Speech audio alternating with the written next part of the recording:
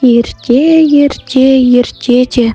Қызылорда шаһары, Қармақшы ауданы, Ақжар ауылында Советбектің шаңырағында Жаңагүл есімді қаншайым дүниеге келеді.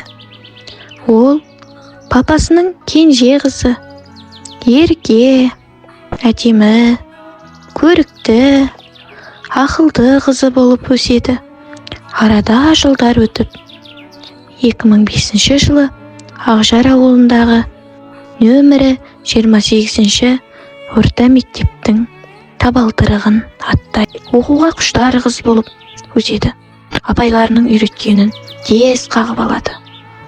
Бала арманы мұғалім болу еді. Арада жылдар өтті. 2014 жылы Қызылорда шаһарына келеді. Мәншүк Мәметов атындағы жоғары педагогикалық колледжіне бастауышта оқытудың педагогикасы мен әдістемесі мамандығына оқуға түседі. 2018 жылы үздік дипломға бітіреді. Өз білімін шыңдау үшін 2018 жылы Қарағанды шаһарына келеді. Грант иегері атанып, Бөкетов атындағы Қарағанды мемлекеттік университетіне оқуға түседі. 2021 жылы үздікте аяқтайды. 2024-2025 оқу жылында Қосшы қаласы мектеп гимназиясына жұмысқа орналасады. Жаңа мектептің жаңашыл ұстазы қандай болу керек деген сұрақ қатты ойландырады. Жас маман, алғаш рет сынып жетекшілік, алғашқы сынып, ата-анамен жұмыс, алғашқы тәлімгер. Жаңагүлге оқушылармен жұмыс жасаған ұнайды. Жұмыс барысында білікті ұстаздар өздерінің іс тәжірибесімен бөлісіп, үнемі қолдау көрсетті. Әр күн сайын балаларға жаңа әдіс тәсілдерді, сапалы білімді беруге тырысатын.